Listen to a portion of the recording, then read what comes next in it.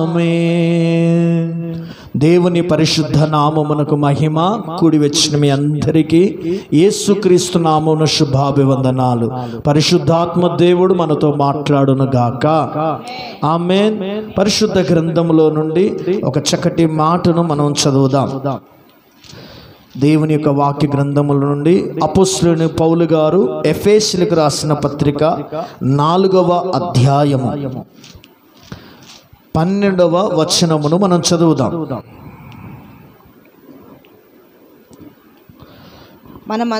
మనమందరము విశ్వాస విషయములోను దేవుని కుమారుని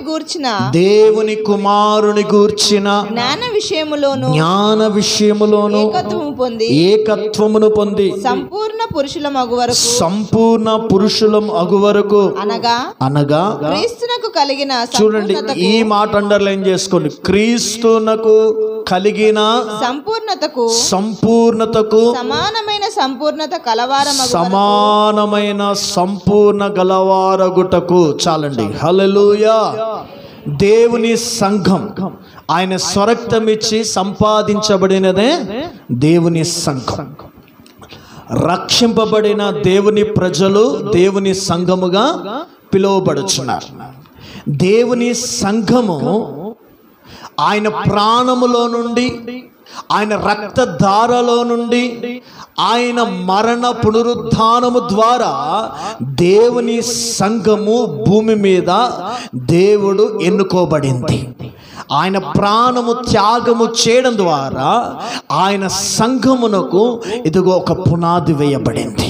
అయితే దేవుని సంఘము పెండ్లి కుమార్తె సంఘముగా, వధువు సంఘముగా, జ్యేష్ఠుల సంఘముగా, రేపు దేవుని ఎదుట నిలువదగిన సంఘముగా మార్చబడుట కొరకు ఇదిగో దేవుని వాక్యం సెలవిస్తుంది. క్రీస్తు వలె మనము మార్చబడుట కొరకు సంఘము, క్రీస్తు వలె సంఘము మార్చబడాలి. క్రీస్తు పోలిక వలె సంఘం మార్చబడవాలి.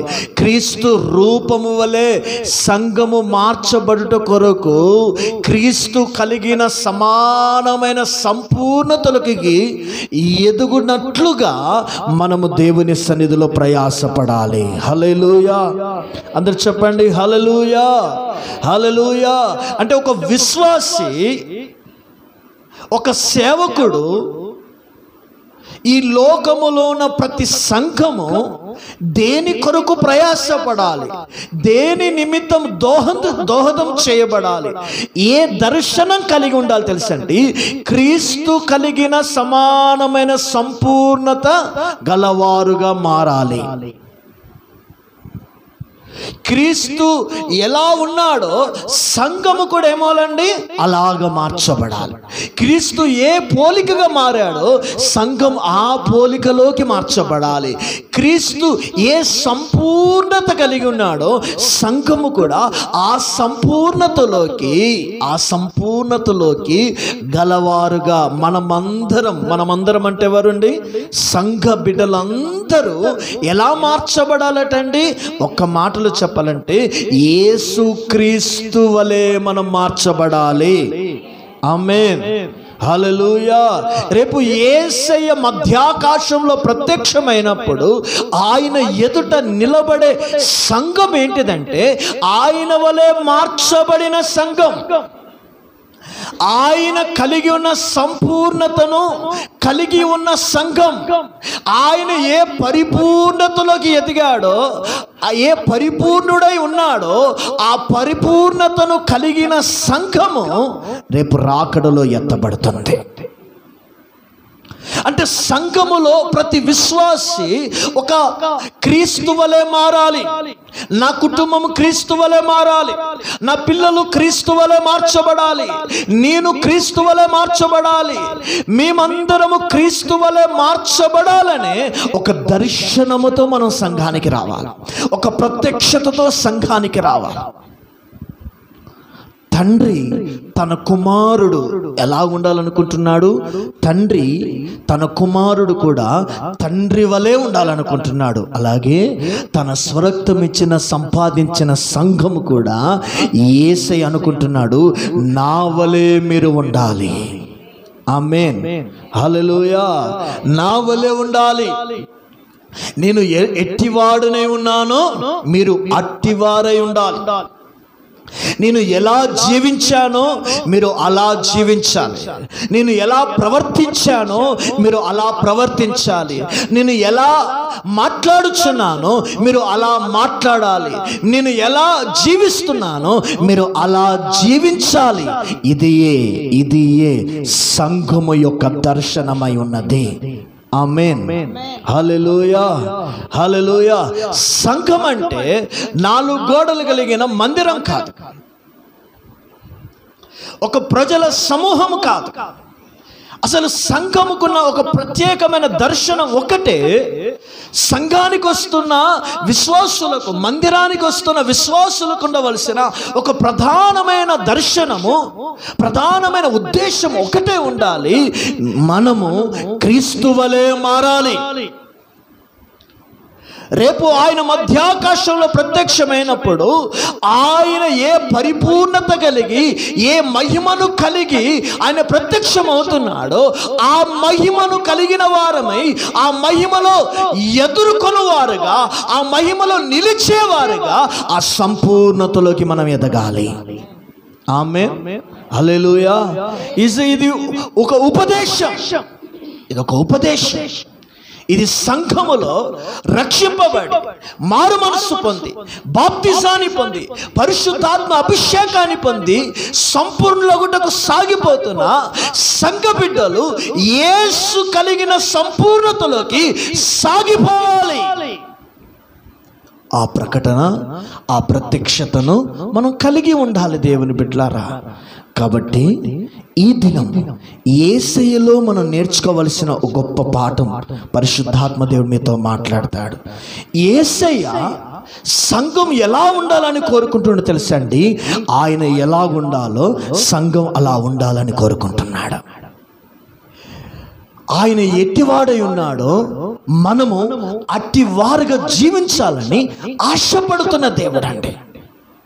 నీ కోరిక కాదండి, దేవుని కోరిక. దేవుని అభిలాష ఏంటిదంటే, నేను ఎలాగున్నానో నా బిడ్డలు అలా ఉండాలి, నా సంఘం అలా ఉండాలి, నన్ను ఆరాధిస్తున్న పిల్లలు అలా ఉండాలని ఆశపడుతున్న దేవుడు. ఆయన ఎలా ఉన్నాడో వాక్యంలో నుండి మనం చదువుతాం. పేతురు రాసిన మొదటి పత్రిక 1వ అధ్యాయం 14 నుండి 16 వచనం వరకు చదవండి. నేను పరిశుద్ధుడనై ఉన్నాను గనుక మీరును పరిశుద్ధులై ఉండుడని వ్రాయబడి ఉన్నది కదా. వ్రాయబడి ఉన్నది కాగా మీరు విధేయులకు పిల్లలై మీ పూర్వపు అజ్ఞాన దశలో మీకుండిన ఆశలను అనుసరించి ప్రవర్తింపక మిమ్మును పిలిచిన వాడు పరిశుద్ధుడై ఉన్న ప్రకారము మీరును సమస్త ప్రవర్తన విషయములోను పరిశుద్ధులై ఉండుడి. చాలండి. ఇప్పుడు దేవుడు మనం ఎలా ఉండాలని కోరుకుంటున్నాడు, ఎలా ఉండాలని ఆశపడుతున్నాడు? పరిశుద్ధుడుగా ఉండాలి. ఎందుకంటే మనం ఆరాధిస్తున్న దేవుడు ఎవరండి? పరిశుద్ధుడు. ఆ పరిశుద్ధుడైన దేవుడు తన బిడ్డలను ఎలా ఉండాలని కోరిక కలిగి ఉన్నాడు, ఈ భూమి మీద తన కొరకు ఎలా జీవించాలని ఆశపడుతున్నాడు తెలుసండి. పరిశుద్ధులుగా ఉండాలి. ధనవంతులుగా ఉండాలని కోరుకుంటలేడండి, జ్ఞానులుగా ఉండాలని కోరుకుంటలేడండి, పేరు ప్రఖ్యాత గల వారుగా ఉండాలని కోరుకుంటలేడండి, గొప్పవారుగా మీరు ఉండాలని కోరుకుంటలేడండి. యేసయ్య పరిశుద్ధుడై ఉన్నాడు కనుక మీరు కూడా పరిశుద్ధులుగా మీరు బ్రతకాలి. ఆయన పరిశుద్ధత కలిగిన వాడుగా ఉన్నట్లుగా మనం పరిశుద్ధతను కలిగిన వారుగా ఉండాలి సమస్త ప్రవర్తన విషయములో కూడా. కాబట్టి ఈ దినమున విశ్వాసులారా, యేసు వలె మార్చబడడం అంటే తెలుసండి. మొదటి పాయింట్ ఏంటి తెలుసండి? యేసయ్య పరిశుద్ధుడు గనుక మనము పరిశుద్ధత కలిగిన వారుగా మనం బ్రతకాలి. ఆమేన్, హల్లెలూయా, హల్లెలూయా. అంటే దేవుడు ఒక వ్యక్తిలో ఏం కావాలని కోరుకుంటున్నాడు? పరిశుద్ధత కావాలని దేవుడు కోరుకుంటున్నాడు. కొన్ని మాటలు మీకు వివరిస్తాను దేవుని బిడ్డలారా. మొదటి పాయింట్, మన దేవుడు ఏమై ఉన్నాడు. రెండోది, తన జనము ఎలా ఉండాలని కోరుకుంటున్నాడు. మూడవది, మనం పరిశుద్ధంగా బ్రతకాలంటే మనం ఏం కలిగి ఉండాలి. నాలుగోది, మనము కలిగి ఉన్న పరిశుద్ధత పోగొట్టుకోకుండా మనము అనుసరించవలసిన విషయాలు. చాలా క్లుప్తంగా పరిశుద్ధ గ్రంథములోండి ఆత్మదేవుడు మీతో మాట్లాడతాడు. శ్రద్ధగా విందాం. ఫస్ట్ ఏంటిది? మన దేవుడు ఏమై ఉన్నాడు. నీ యేసుక్రీస్తు దేవుడు ఏమై ఉన్నాడు? నీ యేసుక్రీస్తు దేవుడు, మనందరి యేసుక్రీస్తు దేవుడు ఏమై ఉన్నాడంటే ఆయన పరిశుద్ధ దేవుడై ఉన్నాడు. ఆమేన్ చెప్పండి, హల్లెలూయా. అందుకు చెప్పండి హల్లెలూయా. మన దేవుడు ఏమై ఉన్నాడండి? పరిశుద్ధుడై ఉన్నాడు. పరిశుద్ధత కలిగిన వాడై ఉన్నాడు. ప్రాణములో పరిశుద్ధత, శరీరములో పరిశుద్ధత, ఆత్మలో పరిశుద్ధత, యేసయ్య మాటలు పరిశుద్ధత, యేసయ్య చూపులు పరిశుద్ధత, యేసయ్య ఆలోచనలు పరిశుద్ధత, యేసయ్య నడక పరిశుద్ధత, యేసయ్య జీవించిన విధానము పరిశుద్ధత. అందుకే యేసు ప్రభువే అంటున్నాడు, నాలో పాపం ఉన్నదని ఎవడు స్థాపించగలడు అని దేవుడే అంటున్నాడు. మాట చదవండి. యోహాను సువార్త 8వ అధ్యాయం 44-46 వచనాలు చదువుదాం. మీరు మీ తండ్రి యొక్క అపవాది సంబంధులు, మీ తండ్రి దురాశలు నెరవేర్చగోరుచున్నాడు. ఆది నుండి వాడు నరహంతకుడై ఉండి సత్యమందు నిలిచిన వాడు కాడు, వాని యందు సత్యమే లేదు. వాడు అబద్ధమాడునప్పుడు తన స్వభావము అనుసరించిన ఏ మాటలాడును వాడు అబద్ధికుడును అబద్ధమునకు జనకుడునై ఉన్నాడు. నేను సత్యమునే చెప్పుచున్నాను గనక, నేను సత్యాన్ని చెప్పుచున్నాను గనక మీరు నన్ను నమ్మరు. నా యందు పాపమున్నదని మీలో ఎవడు స్థాపించును? చాలండి, నాలో పాపము ఉన్నదని ఎవడు స్థాపించును అంటే యేసయ్య పాపము లేని వాడై ఉన్నాడు. ఆమేన్. ఎలా ఉన్నాడండి యేసయ్య? పాపము లేనివాడు. ఇంకొంచెం వాక్య గ్రంథంలో మనం తీస్తాం. యోహాను రాసిన మొదటి పత్రిక 3వ అధ్యాయం 3వ వచనం. ఆయన యందు ఈ నిరీక్షణ పెట్టుకొనిన ప్రతి వాడును ఆయన పవిత్రుడై ఉన్నట్లుగా తన్ను పవిత్రునిగా చేసుకొను. ఆయన ఎలా ఉన్నాడండి?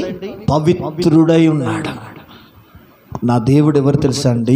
కామ, క్రోధ, మద, మత్సర్యం, లోభము లేని మహా అతి పరిశుద్ధుడైన దేవుడు. హల్లెలూయా. అందరూ చెప్పండి హల్లెలూయా, హల్లెలూయా.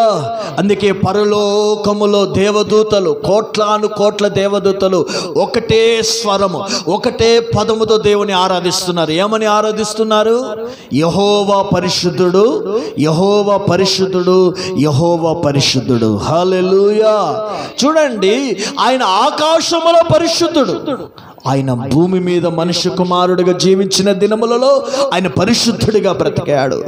ఆయన ప్రతి విషయములో కూడా ఆయన పరిశుద్ధుడైన దేవుడు. అందుకంటాడు, ఎవరును సమీపించరాని తేజస్సు కలిగిన దేవుడు నా ప్రభు. హల్లెలూయా, హల్లెలూయా. ఆయన పరిశుద్ధుడు గనుక తన ప్రజలు కూడా ఎలా ఉండాలనుకుంటున్నాడు? సెకండ్, పరిశుద్ధుడు. అందుకే వాక్యములో నుండి మనం ఆధారం చూద్దాము. జనము గురించి నిర్గమాకాండం 19వ అధ్యాయం 6వ వచనం. సమస్త భూమియు నాదే కదా, మీరు నాకు యాజక రూపమైన రాజ్యముగాను పరిశుద్ధమైన జనముగాను ఉందురని చెప్పుము. చూడండి ఎలా ఉండాలని కోరుకుంటాడు తన జనము, పరిశుద్ధ జనము. పరిశుద్ధ జనముగా మనం ఉండాలి. పరిశుద్ధ జనం. ఇప్పుడు జనం అంటే ఏంటిది? సంఘం. జనం అంటే ఏంటిది? విశ్వాసులు. దేవుని బిడ్డలు ఎలా ఉండాలని దేవుడు ఆశపడుతున్నాడు? పరిశుద్ధంగా ఉండాలి. పరిశుద్ధంగా ఉండడం మాత్రం కాదండి, పరిశుద్ధంగా ఉండుట కొరకు మనం ప్రయత్నించాలటండి. చదవండి హెబ్రీలకు రాసిన పత్రిక 12వ అధ్యాయము 14వ వచనం. హెబ్రీ 12:14. అందరితో సమాధానమును పరిశుద్ధతయు కలిగి ఉండుటకు. చాలండి. అందరితో సమాధానము మాత్రమే కాదు, అందరితో నువ్వు ఏమై ఉండాలండి?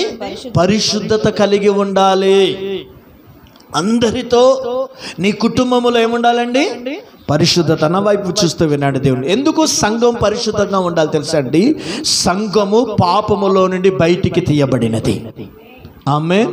శాపములో నుండి సంఘం బయటికి తీయబడినది. లోకములో నుండి సంఘము బయటికి తీయబడినది. అంటే పాపము, శాపము, లోక సంబంధమైన అపవాది క్రియలలో నుండి బయటికి తీయబడి పరిశుద్ధుడైన దేవుని కొరకు ఎన్నుకోబడిన పరిశుద్ధుల గుంపే జీవము కలిగిన దేవుని సంఘం. ఆమేన్ చెప్పండి. హల్లెలూయా, హల్లెలూయా. సంఘం అంటే ఎవరంటే పరిశుద్ధుల గుంపు, పాపుల గుంపు కాదు. నీతిమంతుల సభలో పాపులు నిలవరు. అందుకే పద్మాస్ ద్వీపములో శిష్యుడైన యోహాన్ రాస్తాడు, పరిశుద్ధుడు ఇంకా పరిశుద్ధుడుగానే ఉండనేమో. ఎందుకంటే పరిశుద్ధుల కొరకు పరిశుద్ధుడైన దేవుడు రాబోతున్నాడు. ఆమేన్. అందుకే దేవుని సంఘమా, విశ్వాసులైన మనమందరము దేవునితో మాట్లాడుతున్న మాట, నీవు ఒక పరిశుద్ధుడివి. కాబట్టి నువ్వేం చేయాలి? నీ భర్త దగ్గర భార్య పరిశుద్ధంగా ప్రవర్తించాలి, భార్య దగ్గర భర్త పరిశుద్ధంగా ప్రవర్తించాలి, తల్లిదండ్రులు పిల్లల దగ్గర పరిశుద్ధంగా ప్రవర్తించాలి, యవ్వన బిడ్డలు తమ తల్లిదండ్రుల దగ్గర ఆ సమాజంలో తమ పరిశుద్ధ జీవితాన్ని కాపాడుకోవాలి. ఉద్యోగ స్థలములో కావచ్చు, ఆ చదువుతున్న స్థలములో కావచ్చు, సంఘములో కావచ్చు, సమాజములో కావచ్చు, మనుషుల మధ్యలోనూ ఇదిగో కనపడని అదృశ్య దేవుడు నన్ను చూస్తున్నాడని పరిశుద్ధతను కాపాడుకొని, నేను ఒక పరిశుద్ధ జనాంగమును, నేను పరిశుద్ధుడిగా నా దేవుడు ఏర్పాటు చేసుకున్నాడని, లోకమునకు పాపమునకు సంబంధము లేని వాడినని, ఒక పరిశుద్ధమైన వ్యక్తినని ఒక దర్శనముతో, ఒక ప్రకటనతో మనం జీవించాలి. మనుషుల కళ్ళు మనం కప్పవచ్చు, దేవుని కళ్ళను ఎవరు కప్పగలుగుతారు? అందుకే ఈ అంత్య దినాలలో పరిశుద్ధతను మనం కాపాడుకోవాలి. దేవుని అంటున్నాడు, దేవుని బిడ్డారా, ఒక సెల్లులో ఎన్ని సిమ్ కార్డులు ఉండాలటండి? ఒకటే సిమ్ కార్డు ఉండాలి. 2 సిమ్ కార్డులు, 3 సిమ్ కార్డులు, 100 సిమ్ కార్డులు ఉంటే అది పాపం. సొలొమోన్కి 1000 సిమ్ కార్డులు ఉన్నాయట. ఎన్ని ఉన్నాయట? 1000 సిమ్ కార్డులు. అలాంటి పిచ్చి పనులు చేసిందనుకో పరలోక రాజ్యములో ప్రవేశించడం. చాలా జాగ్రత్త.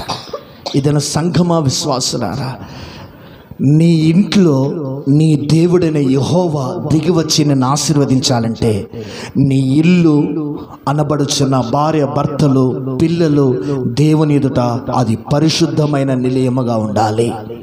ఆమేన్, హల్లెలూయా. అప్పుడే కదండి దేవుడు మిమ్మల్ని దీవించేది. అందుకే దేవుని సంఘమా, నువ్వు పరిశుద్ధమైన జనముగా ఉండుట కొరకు ఆయన నిన్ను ఎన్నుకున్నాడు. కాబట్టి నువ్వు పరిశుద్ధంగా బ్రతకండి. అతిశయం. మూడవది ఏం చెప్పాను? మనం పరిశుద్ధంగా ఈ లోకములో బ్రతకాలంటే మనకు ఉండవలసిన అనుభవాలు. అమ్మ ఇటు వినండి, ఆమె ఆడుకోండి. మనం పరిశుద్ధంగా బ్రతకాలంటే మనకు ఉండవలసిన లక్ష్యం ఏంటి తెలుసండి? ఫస్ట్ దేవుని భయము కలిగి మనం జీవించాలట. ఏముండాలట అండి? దేవుని భయం. పరిశుద్ధ గ్రంథంలో నుండి చదవండి. కొరింథీయులకు రాసిన 2వ పత్రిక 7వ అధ్యాయం 1వ వచనం.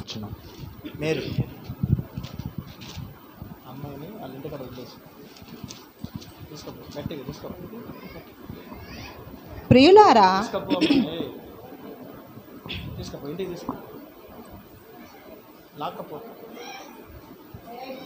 చదవండి. ప్రియులారా, మనకు ఈ వాగ్దానములు ఉన్నవి గనుక దేవుని భయముతో పరిశుద్ధతను సంపూర్తి చేసి. అమ్మా, నువ్వు వెనక కూర్చోరా కొంచెం, దయచేసి డిస్టర్బ్ అయితే. వెనకాల కూర్చోకు, చైర్లో కూర్చోకు, వెనకాల కూర్చోను. చదవండి. ప్రియులారా, మనకు ఈ వాగ్దానములు ఉన్నవి గనుక దేవుని భయముతో పరిశుద్ధతను సంపూర్తి చేసుకొనుచు శరీరమునకును ఆత్మకును కలిగిన సమస్త కల్మషము నుండి మనలను పవిత్రులముగా చేసుకొందాము. చాలండి. ఏ విధంగా పరిశుద్ధత కాపాడబడుతుందట? దేవుని భయం ఉండాలి. ఏముండాలి? దేవుని భయం. దేవుడు చూస్తున్నాడని ఒక భయం. దేవుడు ఆయన కనుదృష్టి నా మీదనే ఉందని ఒక భయం.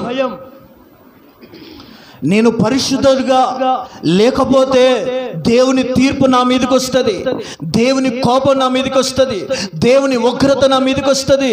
అమ్మో, దేవుడు నన్ను చూస్తున్నాడనే ఒక భయం మనం కలిగి ఉంటే నువ్వు ఎక్కడ పాపం చేయడానికి నీవు దేవుని సన్నిధిలో భయపడుతూ ఉంటావు. హల్లెలూయా, హల్లెలూయా.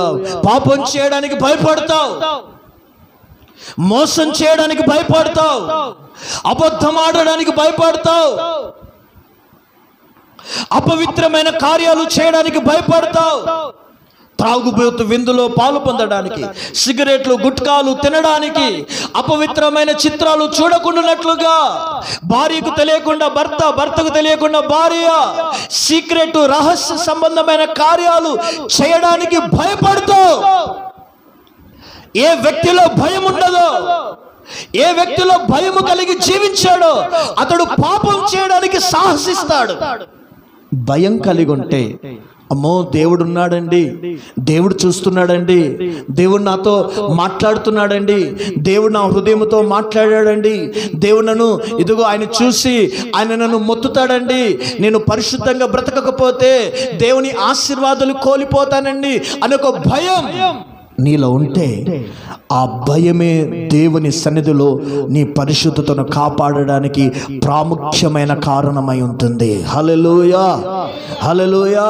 బైబిల్లో మన పితరుడైన యోసేపుకి పొతిఫర్ యొక్క భార్య అనేక విధాలుగా ఏం చేయాలని తెలుసండి, ఆయనను పాపములో పడగొట్టాలని చూసిందండి. ఎన్ని రకాలుగా పడగొట్టాలనుకుంటే, మాటల చేత, చూపుల చేత, ఆలోచనల చేత, అన్ని విధాలుగా ఇదిగో పడగొట్టాలని చూసింది. చూస్తూ ఒకసారి అతని చెంగుని, అతని వస్త్రాలను కూడా ఏం చేసిందండి, లాగి పాపం చేయడానికి అనేక విధాలుగా ప్రయత్నం చేస్తున్నప్పుడు యోసేపు అంటున్న మాట ఏం తెలుసండి దేవుని బిడ్డలారా, అమ్మో నా దేవుని ఎదుట ఇంత గొప్ప దుష్కార్యమును నేను చెయ్యనని అతడు భయపడ్డాడట దేవునికి. హల్లెలూయా, అందరు చెప్పండి హల్లెలూయా. ఇప్పుడు యోసేపు అక్కడ పాపం చేయడానికి ఏమన్నా హద్దులు ఉన్నాయా? పాపం చేయొచ్చు.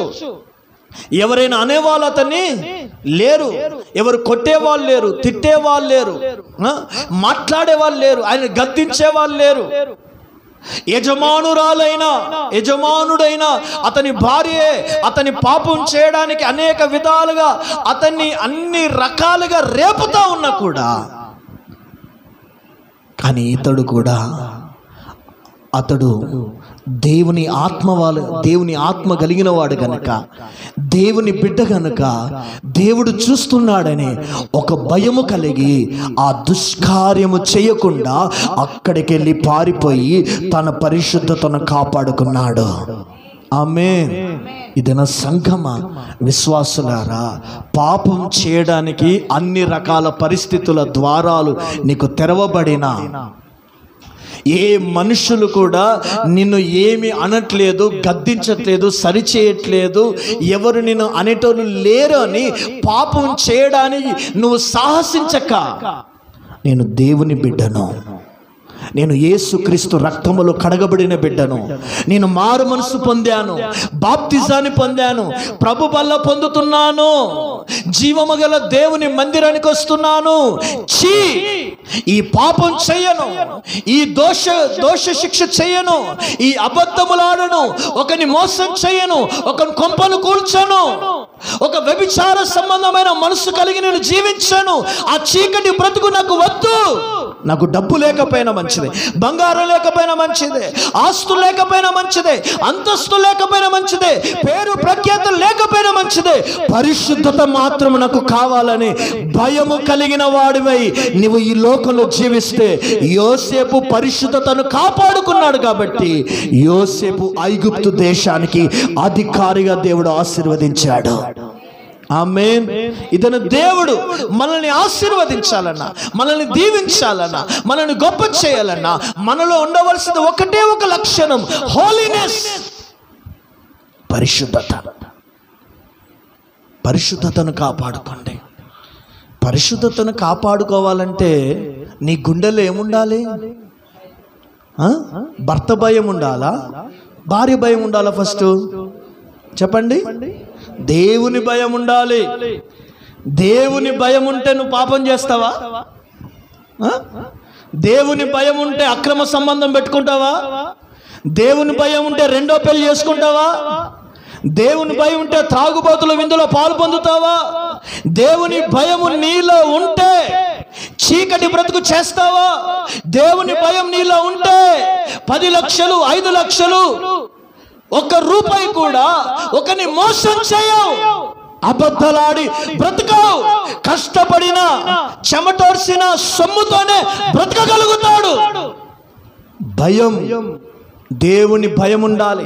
నేను అంటున్నాను, నీ పాపం నీ పిల్లలకు 4-5 తరాలు కొట్టుతుంది, కానీ నువ్వు పరిశుద్ధంగా బ్రతుకుతే అది 10 తరాల వరకు నీ కుటుంబానికి ఆశీర్వాదకరంగా మారుతుంది.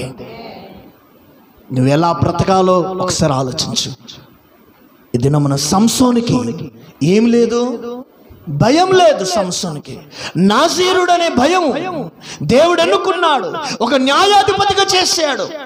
ఫిలిస్తీయులను, ఇశ్రాయేలీయులను ఫిలిస్తీయుల చేతులను విడిపించుటకు దేవుడు ఎన్నుకున్న ఒక సాధనం దేవుడు తన ఆత్మతో అభిషేకించి ప్రతిష్ఠించాడు.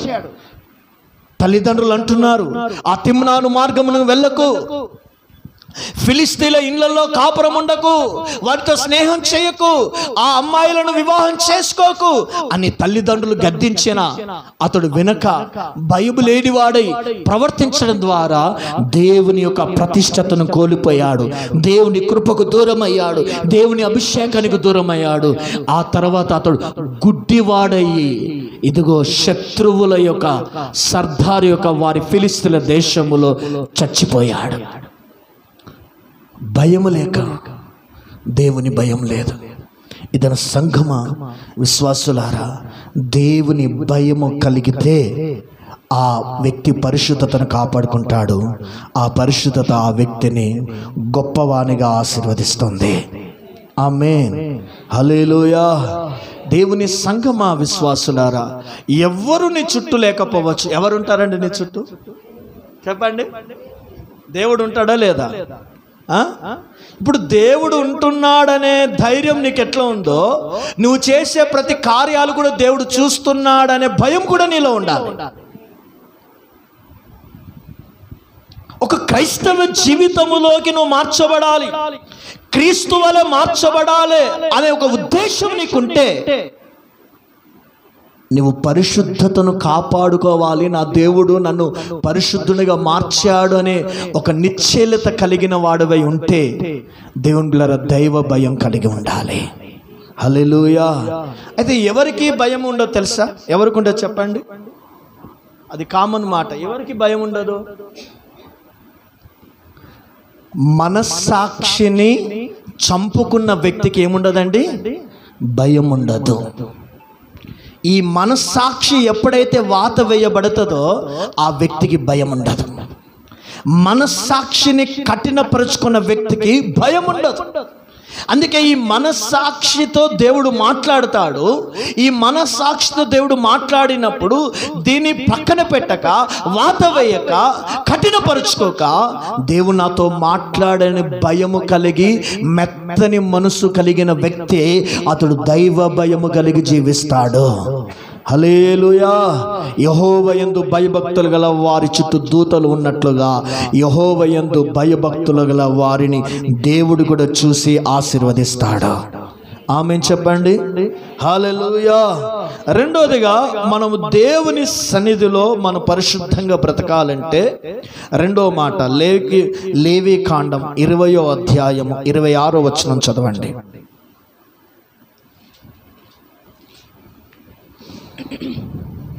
మీరు నాకు పరిశుద్ధులై ఉండవలెను.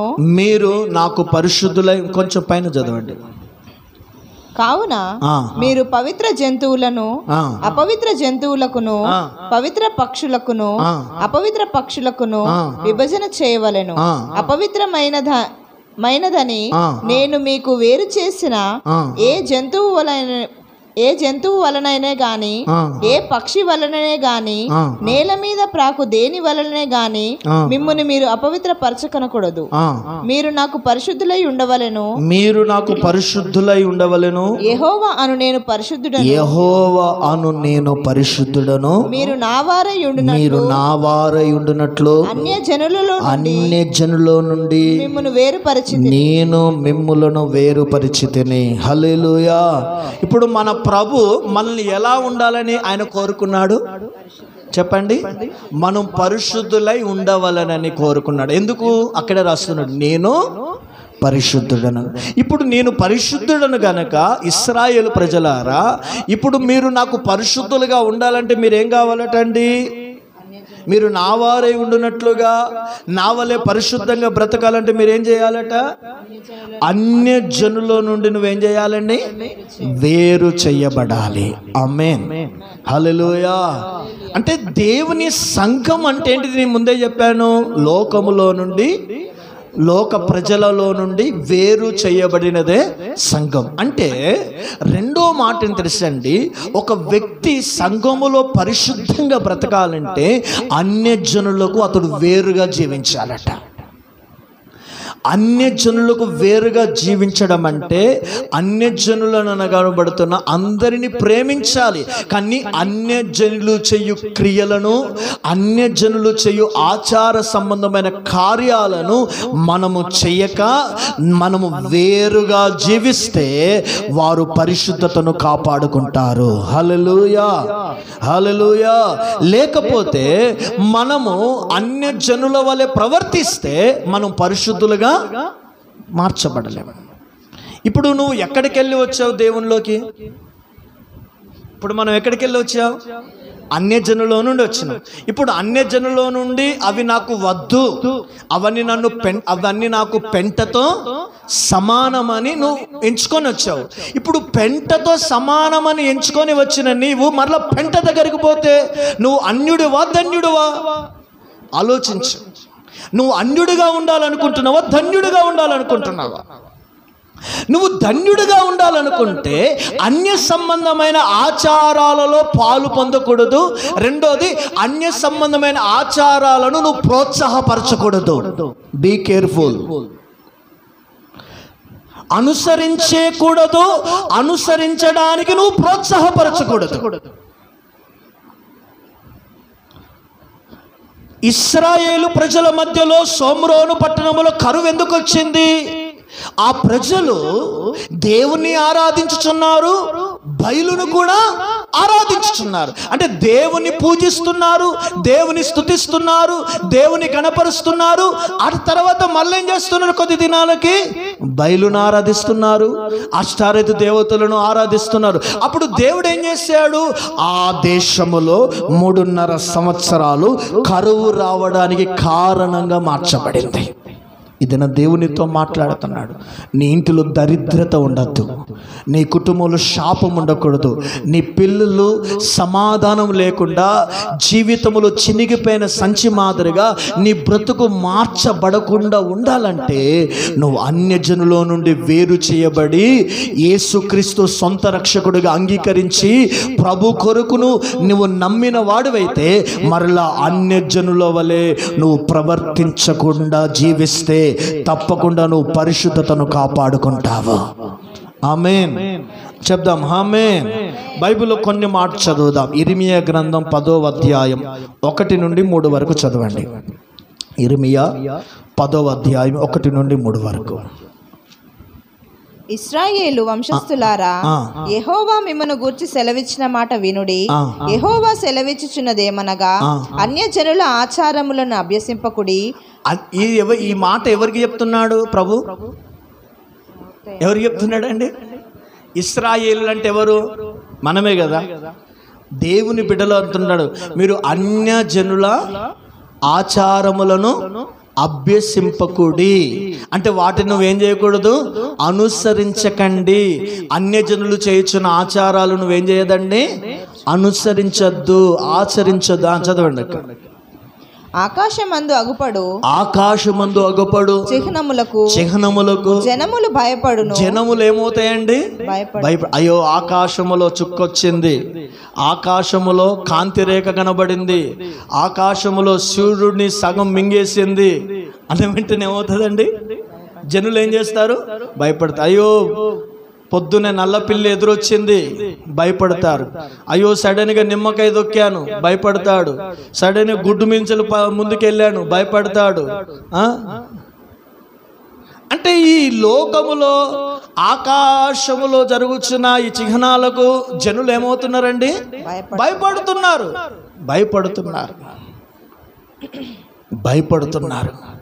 వాటిని నువ్వేం చేయనట, అభ్యసించకూడదు. చదవండి. అయితే మీరు వాటికి భయపడకుడి. మీరు వాటికి భయపడద్దు. ఆమేన్. హల్లెలూయా. నువ్వేం చేయొద్దండి, భయపడద్దు. నువ్వు నా ఇంటి ముందుకు వచ్చి 10 నిమ్మకాయలు నేను భయపడద్దు. ఏమేసినా దానికి 10 సుట్లు ఏది పెట్టినా కూడా భయపడద్దట. చదవండి. జనముల ఆచారములు వ్యర్థములు. అడవిలో ఒకడు చెట్టు నరుకునట్లు అవి నరకబడును. చాలండి. హల్లెలూయా. చూడండి, ఒకడు చెట్టు అడవిలో నరికినట్లుగా అవి నరకబడు. అవన్నీ ఏంటి ఏటండి? వ్యర్థములు అన్నాడా లేదా? ఇప్పుడు వ్యర్థమైన వాటిని మనం ఆచరిస్తే దేవుని బిడ్డలుగా మారుతామా? వ్యర్థమనే మనం వచ్చాం, అవునా కదా? అవన్నీ వ్యర్థం. కాబట్టి సంఘమా, విశ్వాసులారా, నిజంగా నువ్వు యేసే నమ్ముకున్న బిడ్డవైతే, నేను 10 ఏళ్ళు అవుతుంది సార్ దేవుని నమ్ముకొని, 20 సంవత్సరాలు అవుతుంది సార్, మా నాన్నగారు సంఘంలో మంచి పరిశుద్ధుడు సార్, ఇప్పటిదాకా అండి నాన్న పేరు చెప్పుకుంటూ బతకడం, తండ్రి పేరు చెప్పుకుంటూ బతకడం, ఈ బతకద్దు, ఇది వేస్ట్ బతుకు. మనం ఎలా ఉంటున్నాం, మనం దేవుళ్ళు ఎలా బ్రతుకుతున్నాం? తండ్రులు పితరులు పరిశుద్ధతను ఆచరించినట్లుగా, ఆ పవిత్రతను ప్రేమించినట్లుగా, ఆ దైవికమైన మనసును ప్రేమించినట్లుగా దానికంటే మరి రెట్టింపు నీ గుండెలో ఆ మంట రగులుతూ ఉండాలి. హల్లెలూయా, హల్లెలూయా. ఈ దినమున ఆచారాలు చేస్తున్న క్రైస్తవుని ఇంట్లో అష్టదరిద్రం ఉంటుంది. ఏముంటుందటండి? అష్టదరిద్రం ఉంటుంది. లోకములో ఒక సామెత ఉంటుంది, మధ్యాహ్నం పడుకున్న వాని ఇంట్లో ఏముంటుందటండి? దరిద్రం కొలువవుతుందట. మధ్యాహ్నం పడుకోవద్దట.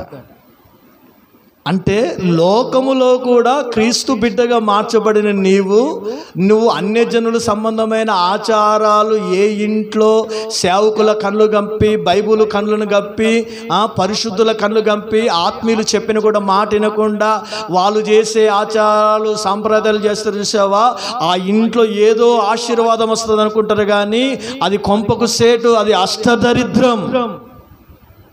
చేయొద్దు. దేవుని బిడ్డవా, దేవుని బిడ్డగా బ్రతుకు. యేసే నమ్ముకున్నావా, యేసేలో బ్రతుకు.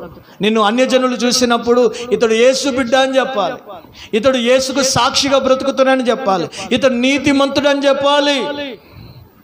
నువ్వు పనుల కాడికి వెళ్తావు, అన్య జనులు అందరితో కలిసి ప్రేమించాలి, అందరితో కలిసి మాట్లాడాలి, అందరితో కలిసి మంచి పలకరింపు చేయాలి, వారితో కలిసి చక్కటి భోజనం చేయాలి. కానీ ఆచార సంబంధమైన వాటి విషయంలో నువ్వేం కావాలండి? వేరైపోవాలి. అప్పుడు ఆ ఇంటిలో నా దేవుడు, పరిశుద్ధుడైన దేవుడు కొలువై ఉండి ఆ కుటుంబాన్ని దీవిస్తాడు. ఆమేన్. లేకపోతే దేవుడు ఉండడండి. నువ్వు ఇక్కడికి వచ్చి పెద్ద మోకాల మీద ఉండి ప్రార్థనలో గడిపిన కూడా దేవుడు కార్యం చేయడు. అందుకే గలతీ సంఘముతో అంటున్నాడు, మునుపు మనము దూరస్థులమై ఉన్నాము, కానీ ఇప్పుడు దేవునికి సమీపస్థులుగా మార్చబడ్డాము. మరలా మీరు మూలపాట తట్టుకు తిరగనేలా, మరలా మీరు మాసములు, దినములను, ఉత్సవ కాలములను ఆచరించనేలా అని రాయబడి. చదవండి మాట, గలతీ 4వ అధ్యాయం చదవండి, 8 నుండి 11 వచనం వరకు. ఆ కాలమందైతే మీరు దేవుని ఎరగని వారై నిజమునకు దేవుని కాని వారికి దాసులై ఉంటిరి గాని, ఇప్పుడు మీరు దేవుని ఎరిగిన వారును మరి విశేషముగా దేవుని చేత ఎరగబడిన వారునై ఉన్నారు గనక బలహీనమైనవియు నిష్ప్రయోజనమైనవియునైనా మూల పాఠముల తట్టు మరలా తిరగనేలా, మునపటి వలె మరలా వాటికి దాసులై ఉండగోరనేలా మీరు దినములను, మాసములను, ఉత్సవ కాలములను, సంవత్సరములను ఆచరించుచున్నారు. ఆచరణ ఇవి చేయకూడదట. ఇవన్నీ ఎవరు చేస్తున్నారండి? అన్యజనులు. ఇప్పుడు దేవుని బిడ్డలు అవి చేయొచ్చా?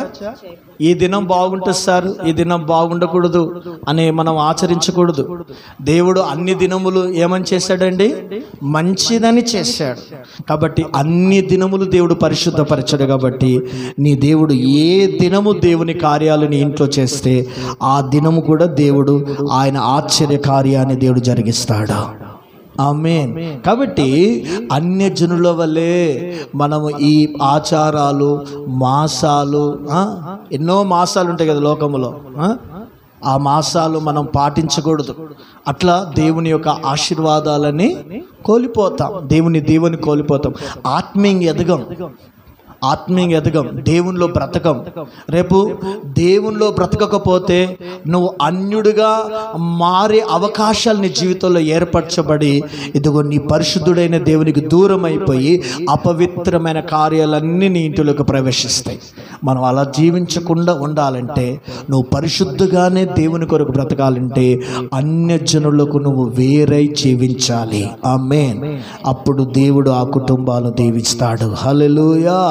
ఇశ్రాయేలీయుల గురించి రాయబడింది, ఆ జనము లోకములలో జనులతో లెక్కింపబడలేదు, అది ఒంటిగా జీవించుచున్న జనము, అది యెహోవా చేత ఆశీర్వదించబడిన జనము. హల్లెలూయా. అందరూ చెప్పండి హల్లెలూయా, హల్లెలూయా.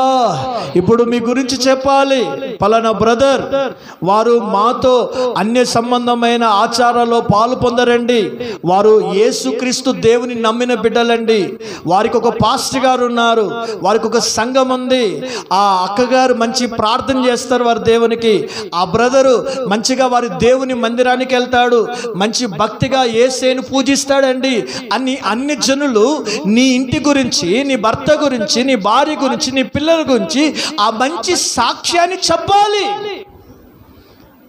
అది కాకపోతే లేదండి, ఆయనే యేసు దేవుని నమ్ముతాడు, మా దేవుని కూడా ఆరాధిస్తాడు అనే ఆ తప్పుడు సాక్ష్యము నీ ఇంటిలో రాకూడదు, నీ కుటుంబంలో రాకూడదు, నిన్ను గురించి ఆ మాట బయట పలకకూడదు. అట్లా నువ్వు బ్రతకగలిగితే తప్పకుండా నువ్వు పరిశుద్ధతను కాపాడుకుంటావు. పరిశుద్ధతను కాపాడుకున్న వాళ్ళని దేవుడు తోకగా ఉంచాడు, తలగానే దేవుడు నియమిస్తాడు. ఆమేన్.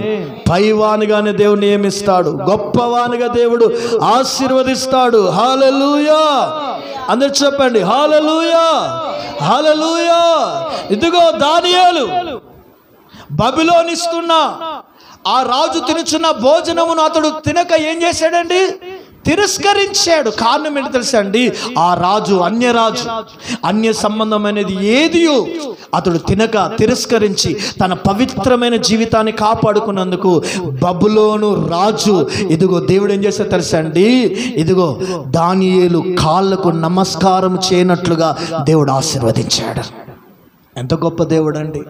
బబులోను దేశంలో 3వ అధికారిగా దేవుడు ఆశీర్వదించాడండి. పరిశుద్ధతను కాపాడుకున్న వారిని దేవుడు ఏనాడు కించపరచాడండి, గొప్పవానిగా చేస్తాడు దేవుని బిడ్డలారా. కనుక సంఘమ విశ్వాసులారా, పరిశుద్ధంగా బ్రతకాలంటే ఒకటి నీళ్ళు ఏముండాలి? దేవుని భయం ఉండాలి. రెండవదిగా అన్యజనుల యొక్క ఆచారములు కార్యాలకు నువ్వు వేరుగా బ్రతకాలి. హల్లెలూయా, హల్లెలూయా. అందుకు చెప్దాం హల్లెలూయా, హల్లెలూయా. మూడో పాయింట్ ఏంటి చెప్పాను? మనం పరిశుద్ధంగా బ్రతకాలంటే మనం అనుదినము చేయవలసిన క్రియ. మనం పరిశుద్ధంగా బ్రతకాలంటే మనం అనుదినము చేయవలసిన క్రియ. చదవండి, కొరింథీయులకు రాసిన మొదటి పత్రిక 9వ అధ్యాయం 27వ వచనం. గాలిని కొట్టినట్లు నేను పోరాడుట లేదు గాని ఒకవేళ ఇతరులకు ప్రకటించిన తర్వాత, ఇతరులకు నేను ప్రకటించిన తర్వాత నేనే భ్రష్టుడని పోదునేమోనని అని నా శరీరమును నేను నలగొట్టుకొనుచు దానిని లోపరుచుకొనుచున్నాను. చాలండి. హల్లెలూయా. అనుదినము మనం పరిశుద్ధతను కాపాడుకోవాలంటే మనం ఏం చేయాలండి? మన శరీరాన్ని ఏం చేయాలండి? నలగొట్టుకోవాలి. మనం భ్రష్టుడుగా కాకుండానట్లుగా మనము నలగొట్టుకోవాలి. మనము దుర్మార్గులుగా మార్చబడకుండానట్లుగా మనం నలగొట్టుకోవాలి. మనం దేవుని తీర్పుకు గురి కాకుండానట్లుగా మనం పరిశుద్ధతను కాపాడుకున్నట్లుగా మన శరీరాన్ని మనం ఏం చేయాలండి? నలగొట్టుకోవాలి. అంటే శరీరాన్ని నలగొట్టుకోవడం అంటే మనలో ఉద్భవించుచున్న శరీర కోరికలు, శరీర ఇచ్ఛలు, శరీర తలంపులను అనుదినము వాటిని ప్రార్థనలో నలగొట్టాలి. ఆమేన్. నలగొట్టడం అంటే ఎక్కడ నలగొట్టాలి? ప్రార్థనలో. ఉపవాస ప్రార్థన ద్వారా ఈ శరీరం ఏమవుతుందండి? నలగొట్టబడుతుంది. ఉపవాసం ద్వారా శరీర కోరికలు మనం నలగొడతాము. ప్రార్థనలో మన శరీర క్రియలు నలగొడతాము. మన మాటలు, మన చూపులు, మన విధి విధానాలు మార్చబడాలంటే శరీరములో ఉన్న ప్రతి విధమైన చీకటి బ్రతుకులన్నిటినీ, ఈ శరీరములో నుండి వస్తున్న శరీర సంబంధమైన మనస్సు, శరీర సంబంధమైన ఆలోచనలు, శరీరములో నుండి ఉద్భవిస్తున్న ఆ పాపపు పురుషుడు అనుదినము నలగొట్టుకోవడానికి అపోస్తలుడైన పౌలు గారు అనుదినం ప్రార్థనలో నలగొడుతున్నాడు. నేను దినదినము చనిపోవచ్చున్నాను అంటున్నాడు. అవునా? అంటాడా లేడా? పౌలు గారు ఏమంటున్నాడు? దినదినము చనిపోవచ్చున్నానండి. మనము మేలిమి బంగారముగా వెలిగి బొగ్గు కంటే నలుపాయను అని రాయబడింది ప్రజల గురించి. ఒక్క వెలుగు వెలిగిన మనము బొగ్గు కంటే ఎందుకు నలుపయ్యాడు? అతడు పరిశుద్ధతను కాపాడుకోలేదు. ఎప్పుడైతే ఒక వ్యక్తి పాపం చేస్తాడో, పాపంలో పడిపోతాడో, ఆ వ్యక్తి మీ తల మీద ఉన్న కిరీటం ఏమవుతుందండి? పడిపోతుంది. ఎప్పుడైతే కిరీటం పడిపోయిందో అతనికి శ్రమ కలుగును అని రాయబడింది. దాని సంగమ విశ్వాసులారా, సాతానుడు మన చుట్టే ఉంటాడండి. పరిశుద్ధంగా ఎవరు బ్రతకాలనుకుంటారో వారి చుట్టే ఉంటాడు సాతానుడు. పరిశుద్ధంగా ఏ కుటుంబం ఉండాలనుకుంటారో వారి చుట్టే ఉంటారు. అప్పుడు నువ్వు గ్రహించాలి, సాతానుడికి అవకాశం ఇవ్వకుండా, నీ ఆలోచనలకు అవకాశం ఇవ్వకుండా వాటిని నువ్వు ప్రార్థనలో జయించాలి. హల్లెలూయా, హల్లెలూయా. దేవునిలో ఆ అభిషేకాన్ని పొందాలి. ఉపవాస ప్రార్థన ద్వారా మనము పరిశుద్ధతను కాపాడుకుంటాం. సంఘ ప్రార్థన ద్వారా పరిశుద్ధతను కాపాడుకుంటాం. మరో ప్రార్థన ఏంటిది? వ్యక్తిగత ప్రార్థన జీవితం ద్వారా మనం పరిశుద్ధతను కాపాడుకుంటాం. అందుకే సంఘములో జరుగుతున్న సంఘ ప్రార్థనకు రావాలి. వ్యక్తిగతంగా మనము అనుదినం అరుణోదయం లేచి ప్రార్థనలో కూర్చోవాలి. కుటుంబ ప్రార్థన చేసుకోవాలి. ఇదిగో వారానికి ఒక దినము ఉపవాసం ఉండి దేవునిలో ప్రార్థనలో గడిపినప్పుడు నీవు శరీర సంబంధమైన ప్రతి పాపపు ఇచ్ఛలను మనము జయించగలిగిన ఆత్మశక్తిని ప్రార్థన ద్వారా పొందుకుంటాము. హల్లెలూయా. అందుకు చెప్పండి హల్లెలూయా, హల్లెలూయా. ఈ దినమున ఫస్ట్ అనుదినం ఏం చేయాలి? మనం పాపాన్ని జయించాలంటే ప్రార్థనను చేయాలి. ప్రతిరోజు మీరు ఏం చేయాలండి? చేయాలి.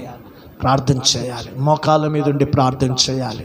నిద్ర చంపుకొని ప్రార్థనలో గడిపినప్పుడు మనం జయించగలుగుతాం. రెండవదిగా మనము సహవాసం కలిగి ఉంటే పరిశుద్ధతను కాపాడుకుంటాం. సహవాసం ఉన్న వాళ్ళు పడిపోతారా? చెప్పండి. ఒంటరిగా ఉన్నాడు పడిపోతాడా? సహవాసం ఉన్నాడు పడిపోతాడా? కదా. ఒంటరిగా ఉన్న వ్యక్తి ఏమవుతాడండి? పడిపోతాడు. ఒంటరిగా ఉన్నవాడు పడిపోతాడు. సహవాసం కలిగిన వాడు ఎన్నడూ పడిపోయే అవకాశాలు ఉండవు. హల్లెలూయా. అంటే కుటుంబముతో ఒక సహవాసం ఉండాలి. భర్త ఎవరితో ఉండాలి?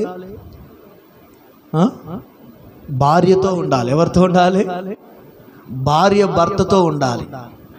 ఇప్పుడు నిజంగా ఇప్పుడు మీ సెల్ ఫోన్ ఉందండి, మీ సెల్ ఫోన్ ఉంది. మీ సెల్ ఫోన్ సీక్రెట్ లేకుండా నీ భర్త దగ్గర, భార్య దగ్గర భర్త మాట్లాడాలి లేదా? భార్య దగ్గర భర్త ఏం చేయాలి? మాట్లాడాలి. ఎవరు మాట్లాడారట? లేదు వాళ్ళు మాట్లాడి వీళ్ళు మాట్లాడని చెప్తారా? లేకుంటే ఈమె మాట్లాడింది, ఈ బ్రదర్ మాట్లాడాడని లౌడ్ స్పీకర్ మాట్లాడేంత దమ్ము నీలో ఉండాలి. ఆమేన్. లేకపోతే ఆ భార్య భర్తల మధ్యలో పవిత్రత లేదు. గుర్తుపెట్టుకో, వారి మధ్యలో ఏం లేదండి? పవిత్రత లేదు. అలాంటి దొంగ ప్రేమలు. అవేం ప్రేమలు? భార్యను మోసం చేసే ప్రేమ, అది భర్తను మోసం చేసే ప్రేమ. చివరి ఎవరు నాశనం అయిపోతున్నారు? వారి ద్వారా కన్న పిల్లలు నాశనం అయిపోతున్నారు. అందుకే సంఘమా, విశ్వాసులారా, భర్త భార్య తప్పుదారిలో పడిపోతుంటే భర్త భార్యను హెచ్చరించాలి, గద్దించాలి, తన భార్యను కాపాడుకోవాలి. భర్త సరైన మార్గములో లేక తప్పుదారిలో పోతే భార్య హెచ్చరించాలి, భార్య గద్దించాలి. ఇదిగో భార్య మాటకు లోబడి భర్త నడవాలి. పరిశుద్ధురాలైన స్త్రీ అపవిత్రుడైన తన భర్తను ఏం చేస్తుందండి? హెచ్చరించి కాపాడుకుంటుంది. పరిశుద్ధుడైన భర్త అపవిత్రంగా ప్రవర్తిస్తున్న తన భార్యను ఏం చేస్తాడండి? కాపాడుకోగలుగుతాడు. వీటన్నిటికి ఒక్కటే సహవాసం. సహవాసం ఉంటే అక్కడ పరిశుద్ధత ఉంటుంది. హల్లెలూయా, హల్లెలూయా. కుటుంబములో ఒక సహవాసం ఉండాలి. సంఘములో ఏముండాలండి? సహవాసం ఉండాలి. సంఘానికి వచ్చినప్పుడు ఒంటరిగా ఉండద్దు, అందరితో ఉండాలి. దైవ సేవకులతో, సేవకురాలతో ఒక తల్లిదండ్రుల సంబంధం కలిగి ఉండాలి, ఒక అన్న చెల్లెల సంబంధం కలిగి ఉండాలి. ఆ మంచి ఆ సత్సంబంధం కలిగి నువ్వు నడవాలి. ఒంటరిగా ఉంటే పాపంలో పడిపోతావు. ఇప్పుడు సేవకుడైన నేను కూడా ఆత్మీయ తల్లి, ఆత్మీయ నాయకులతో కలిసి ఆ సహవాసంలో నేనుంటేనే నేను పరిశుద్ధంగా కాపాడబడతా. ఒకవేళ పరిశుద్ధంగా కాపాడబడాలంటే నాకు సహవాసం ఉండాలి. సహవాసం ఏం చేస్తుంది తెలుసండి? ఏం చేస్తుంది? మనల్ని సరి చేస్తుంది. హల్లెలూయా. సహవాసం ఏం చేస్తుంది? ఇప్పుడు సరి చేయకపోతే ఎవరైనా కాపాడబడతారా? సరి చేయకపోతేనే కదండి ప్రేమ వివాహాలు జరిగేటి. సరి చేయకపోతేనే కదండి తల్లిదండ్రులు దుఃఖం పుట్టే పిల్లలు పుడుతున్నారు, పిచ్చి పనులు చేస్తున్నారు. అది శాపం కదా? తల్లిదండ్రులు ఉసురు తాగదా? రెండు విధమైన కన్నీళ్ళు ఉంటాయట, జాగ్రత్త వినండి. తల్లిదండ్రులు మన మంచి కొరకు ఏడుస్తే అది మంచిదట. అదే మన తల్లిదండ్రులు మన యొక్క చేసిన తప్పులను బట్టి ఏడుస్తే అది శాపంగా మారుతుంది. సమూయేలు సౌలు పట్ల ఎట్లా ఏడ్చాడు? ఇష్టపడి ఏడ్చాడా? సౌలు చేసిన తప్పును బట్టి, సౌలు చేసిన పొరపాటును బట్టి సమూయేలు ఏడ్చాడు. ఆ సమూయేలు ఏడుపు, ఆ దైవజనుడి ఏడుపు ఆ ఇంటికి శాపంగా మారిందండి. ఇదను సంఘమా, విశ్వాసులారా, పరిశుద్ధతను కాపాడుకోవాలంటే కుటుంబముతో, పిల్లలతో, తండ్రితో, తల్లితో, పిల్లలతో, దైవజనులతో ఒక మంచి సహవాసం కలిగి నువ్వు జీవిస్తే తప్పకుండా నువ్వు పరిశుద్ధతను కాపాడుకుంటావు. ఆమేన్, హల్లెలూయా. నిన్ను ఉద్యోగానికి పంపించిన, నిన్ను చదువుకోవడానికి పంపించిన, ఏదైనా ఊరు ప్రయాణానికి పంపించిన, అది మీ తల్లిదండ్రులకు తెలియాలి, అది నీ భర్తకు తెలియాలి, అది నీ భార్యకు తెలియాలి. అప్పుడే ఆ కుటుంబంలో పరిశుద్ధత నిలుస్తుంది. ఆమేన్. లేకపోతే ఆ కుటుంబంలో అపవిత్రత చోటు చేసుకుంటుందని గ్రహించండి. సహవాసం మూడవదిగా చెప్తున్నాను వినండి. యోబు గ్రంథం 31వ అధ్యాయం 1వ వచనం చదవండి.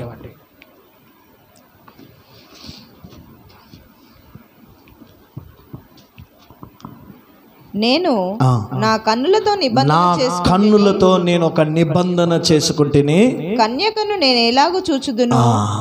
ఇప్పుడు పరిశుద్ధంగా బ్రతకాలంటే మనకేముండాలి? ఒక నిబంధన ఉండాలి. ఆమేన్. ఏముండాలండి మనకి? ఒక నిబంధన. ఇప్పుడు వివాహం జరిగినప్పుడు ఏం చేస్తాడు పాస్టర్ గారు? ఏం చేస్తారండి వాళ్ళకి? ఒక నిబంధన చేపిస్తాడు లేదా?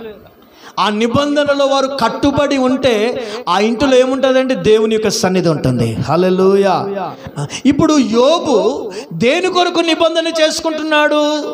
నా కన్నులతో కన్యకను చూతున్నా, ఈ అపవిత్రంగా నా కన్నును మార్చుకుంటున్నా అని ఒక నిబంధన చేసుకుంటున్నాడు. హల్లెలూయా.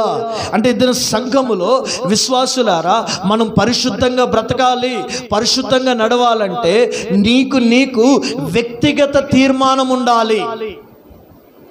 ఎవరో నిన్ను బలవంతం చేయడం కాదు, ఎవరో నిన్ను ప్రోత్సాహపరచడం కాదు. వ్యక్తిగతంగా నేను పరిశుద్ధంగా బ్రతకాలని ఒక నిబంధన నీకు ఉండాలి. ఇక్కడ ముందు నీకు కాలువ కనబడుతుంది, మురికి కాలువ. దాన్ని దాటి నువ్వు వెళుతున్నట్లుగా నీ ఎదుట అపవిత్రమైన కనబడుతున్నది. పాపంలో పడిపోయే మనుషులు నీ మధ్యలో ఉన్నారు, చెడుతనం చెయ్యువారు మధ్యలో నీవు ఉన్నావు. కానీ నీకు ఒక నిబంధన కలిగి ఉన్నావు. ఏ నిబంధన తెలుసా? నేను పరిశుద్ధంగా బ్రతకాలి, నేను పరిశుద్ధంగా నడవాలి. బైబిల్లో రాయబడింది, యోసేపు తన అన్నలు చెడు కార్యాలు చేస్తున్నారటండి. చెడు కార్యాలు చేస్తున్న వారి మధ్యలో యోసేపు ఉన్నాడు, కానీ ఏనాడు యోసేపు చెడు కార్యాలు చేయకుండా పరిశుద్ధతను కాపాడుకున్నాడు. ఏలీ కుమారులు దేవుని దృష్టికి దుర్మార్గులుగా ఉన్నారట అండి. దేవుని మందిరానికి వచ్చి వారి స్త్రీలతో వారు పాపం చేస్తున్నారట అండి. దేవుని భాగాన్ని కూడా వారు దొంగిలించి దేవుని దృష్టికి వారు ఎలా మార్చబడ్డారు? దుర్మార్గులుగా మార్చబడ్డారు. కానీ వారి మధ్యలోనే నివాసం చేస్తున్నది ఎవరు? సమూయేలు. ఎలా బ్రతికాడండి? పరిశుద్ధంగా బ్రతికాడు, పరిశుద్ధంగా నడిచాడు, పరిశుద్ధంగా జీవించాడు. ఈ దినమున ఒక నిబంధన ఉండాలి, ఒక తీర్మానం నీకుండాలి. సంఘం ఒక ప్రతిష్టత నీకుండాలి, ఒక పరిశుద్ధత నీకుండాలి. ఉప్పు సముద్రంలో చేప ఉంటది, కానీ చేపలో ఉప్పు ఉండదు కదా. లోకములో ఇహలోకములో మాలిన్యత ఉంటది, పాపం ఉంటది, చెడు ఉంటది, చీకటి ఉంటది, అపవిత్రత ఉంటది.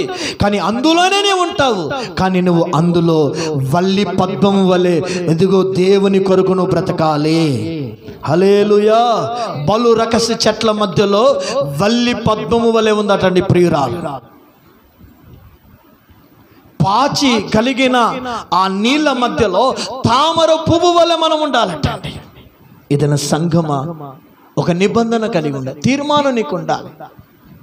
నేను పాపం చేయకూడదు, నేను అపవిత్రంగా బ్రతకకూడదు, నా మనస్సాక్షిని చంపుకొని బ్రతకకూడదు. నాకు ఈ డబ్బు ఉన్నా లేకున్నా, ఈ లోకంలో ఘనత ఉన్నా లేకున్నా, నేను వాక్యానికి, దేవునికి, నేను పొందిన రక్షణ జీవితానికి వ్యతిరేకంగా బ్రతకకూడదు. ఆ నిబంధనలో, ఆ ప్రతిష్టతలో మనం నిలబడదాము. ఆమేన్. హల్లెలూయా. యోబు నిబంధన కలిగి ఉన్నాడు కాబట్టి యోబు పోగొట్టుకున్న వాటన్నిటికంటే దేవుడు ఏం చేశాడండి? రెండంతలుగా దేవుడు ఆశీర్వదించాడు. ఈ దినంలో నువ్వు పరిశుద్ధత విషయంలో ఒక నిబంధన కలిగి నువ్వు జీవిస్తే తప్పకుండా దేవుడు నిన్ను ఆశీర్వదిస్తాడు. ఆమేన్. చివరికి ఒక మాట చెప్తాను, పరిశుద్ధత లేకుండా దేవుని ఎవడును చూడలేదు. ఆ మాట చదవండి. హెబ్రీలకు రాసిన పత్రిక 12వ అధ్యాయం 14వ వచనం. ఇది ప్రాముఖ్యమైన మాట, చదవండి. హెబ్రీ 12:14. అందరితో సమాధానమును పరిశుద్ధతయు కలిగి ఉండుటకు ప్రయత్నించుడి, పరిశుద్ధత లేకుండా ఎవడును ప్రభువును చూడడు. చాలండి. ఎవరు చూస్తారటండి రేపు ప్రభుని? పరిశుద్ధులు మాత్రమే. ఎవరు దేవుని రాజ్యంలో ప్రవేశిస్తారు? పరిశుద్ధులు మాత్రమే. ఈ లోకములో యేసయ్య కలిగి ఉన్న పరిశుద్ధతలో పరిపూర్ణులైన వారు మాత్రమే రేపు దేవుణ్ణి, ఆ పరిశుద్ధుడైన దేవుణ్ణి, ఆ మధ్యాకాశములో మహిమలో ప్రత్యక్షం కాబోతున్న ఆ పరిశుద్ధుడైన యేసుని వారు సమీపించగలుగుతారు. హల్లెలూయా, హల్లెలూయా. బిషపే కావచ్చు, రెవరెండే కావచ్చు, గొప్ప దైవజనుడే కావచ్చు, లక్షల మంది ఆత్మలు రక్షించిన వ్యక్తే కావచ్చు, అతనిలో పరిశుద్ధత లేకుండా రేపు ప్రభు రాకడలో ఎత్తబడతాడా? చెప్పండి, ఎత్తబడడు. అందుకే సంఘమా, నేను చెప్తున్నాను, పరిశుద్ధత అనేది వ్యక్తిగతమైనదండి. మనం వ్యక్తిగతంగా మనం పరిశుద్ధతను కాపాడుకుంటేనే రేపు దేవుణ్ణి మనం చూడగలుగుతాం. కనుక సంఘములో విశ్వాసులైన ప్రతి వారు, దేవుని సంఘము ఎవరయ్యా దేవుని చూస్తారంటే పరిశుద్ధతను కాపాడుకొని పరిశుద్ధతలో నిలబడిన వారు, పరిశుద్ధతలో పరిపూర్ణులైన వారు రేపు దేవుణ్ణి చూస్తారు. హల్లెలూయా. వారు దేవుని రాకడలో ఎత్తబడతారు. హల్లెలూయా. వారు దేవుని ముఖ దర్శనం చేస్తారు. హల్లెలూయా. వారు దేవుని రాజ్యములో ప్రవేశిస్తారు. పరిశుద్ధులు మాత్రమే. అందుకే సంఘం ఎలా ఎదగాలని దేవుడు కోరుకుంటున్నాడు? క్రీస్తు కలిగిన సమానమైన సంపూర్ణత. క్రీస్తు కలిగిన ఆ సంపూర్ణతలో ఒకటేంటి తెలుసండి? పరిశుద్ధత.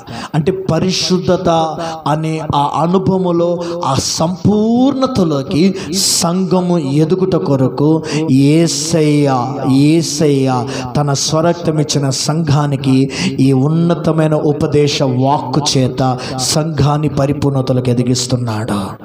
ఆమేన్. కనుక విశ్వాసులైన మనమందరము, సంఘముగా కూడుకున్న మనమందరము రేపు నీ ప్రభుని చూడాలంటే మనము పరిశుద్ధతను కాపాడుకుందాం. దేవుడు అట్టి కృప మనకు అనుగ్రహించునుగాక. ఆమేన్. హల్లెలూయా.